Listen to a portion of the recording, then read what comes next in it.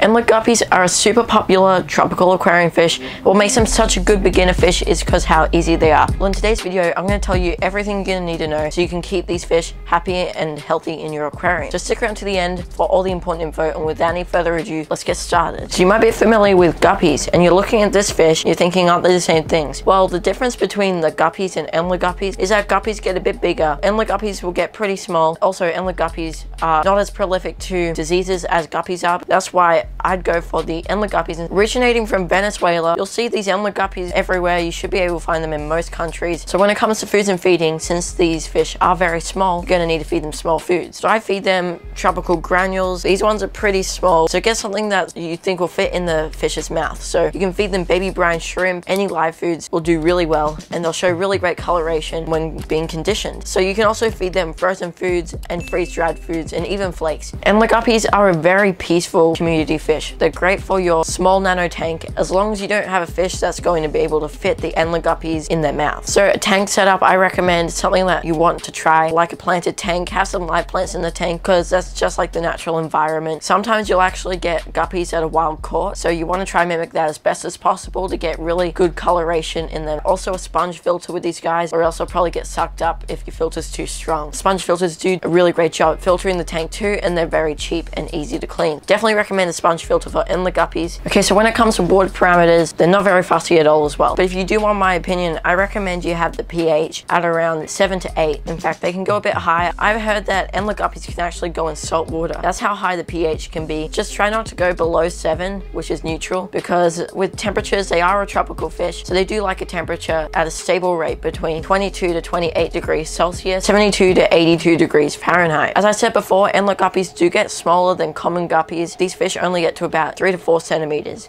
but actually depends on the gender. So going to the breeding, to tell male and females is really easy. There's two ways. So the first way is usually the male will be the colorful, smaller one, and then the females will be usually gray with a silver belly, or maybe something a bit different like black. They will be quite bigger than the males. The other way is to tell by the anal fin. So the anal fin on a female will be triangular or fanned out, and the males will have a stick-like anal fin called a gonopodium. That's how you tell male and female. It's really easy. Now to breed these guys, all you got to do is literally just put a male and a female in a tank. I started with a pair in here. Now there's 40 Endler Guppies in there. It's crazy. So you can just get a pair. If you don't want fry though, I recommend you get one gender. After a few months, you're going to start breeding and you'll see little fish in the tank. Just make sure that you do have a sponge filter if you are breeding these fish, and that there's plenty of hiding places for the fry, or else you won't be seeing your fry anytime soon. They'll either get eaten or sucked up by a filter. Now raising the fry is really easy. What I like to do is net out as many fries as I can. It can be hard. You need a fine mesh in your net and really just got to be quick. Usually I'll wait for a few batches of fry. That's when it makes it easy. Just take one scoop anywhere and you'll get a fry. So that's what I like to do. What I'll do with the fry though is I'll net them out, put them in a breeder box, and I'll raise them up for about 2 or 3 weeks until they start showing some color. Then I'll move them to a grow out tank. Something like 5 gallons is a great grow out tank. You can even go a bit smaller. You can grow them out in tubs too, as long as it's got plenty of room for the fry to grow. You'll get some really fast growth out of your fry. So just feeding them off first bites will do just fine. Now if you do want to go fancy, you can feed them baby brine shrimp, or you can feed them high quality powder foods like New Life Spectrums, what I feed my fry, and it really does a great job. But first bites is cheap, easy, and works very well. Well, there you have the care guide for the Endler Guppies. So if you guys did enjoy the video, please give it a thumbs up and subscribe for more content just like this. If you guys did enjoy it and learn some new things, have an awesome day, and I'll see you all in the next video.